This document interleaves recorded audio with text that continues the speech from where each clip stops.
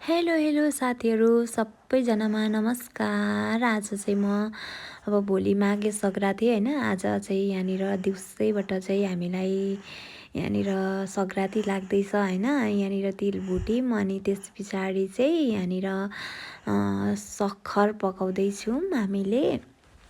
अनि यहाँनिर चाहिँ सक्खर पाकिसकेपछि अनि तिल भुटेर चाहिँ हामीले यसरी डल्ला बनाउन थाल्यौँ। तातो नै थियो नि त, धेरै सेलाएपछि पनि कस्तो झन् अप्ठ्यारो हुँदो रहेछ क्या यो बनाउनलाई। अनि यसरी बनाउँदैछौँ हामी चाहिँ। हजुरहरूलाई कतिको बनाउँदै हुनुहुन्छ सङ्क्रान्ति कतिको लाग्दैछ त साथीहरू। हजुरहरूलाई चाहिँ मैले अब चाहिँ भिडियो बनाएर वाक्क लाउने परे है, हेरिदिनु होला, माया गरिदिनु होला।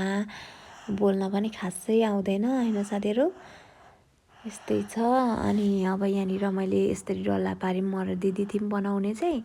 नानी पनि ठिक्क सुतेको थियो। अनि बेलुका फेरि भान्जा भान्जी नानी होइन दिक्क लाउँछन्। अनि बरु दिउँसै बेलैमा गरौँ न भनेर चाहिँ अनि हामीले अब यहाँनिर चाहिँ फेरि मोल्दैछौँ। हामीले थोरै गऱ्यौँ क्या, सुरुमा थोरै गऱ्यौँ अनि फेरि अनि अर्कोचोटि तताउँदै हो त्यसरी थोरै गर्दै नै गरेको के। अनि यहाँ चाहिँ भुजाको डल्ला बनाउँदै थियौँ कि सुरुमा त पोकै नभएर नि फेरि धन्न भयो हुन चाहिँ।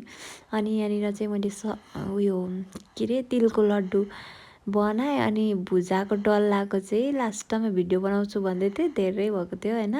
अनि तर बिर्सेर हालिगएछु प्लास्टिकमा। अनि फेरि उयो गर्ने अल्छी लाग्यो क्या फेरि निकाल्ने। अनि होस् भनेर मैले चाहिँ देखाइनँ यो भिडियोमा साथीहरू। अनि यहाँनिर हामीले चाहिँ दुध तताउँदैछौँ कुराउनी बनाउनको लागि, खाना पकाउँदै यहाँ चलाउँदैछु।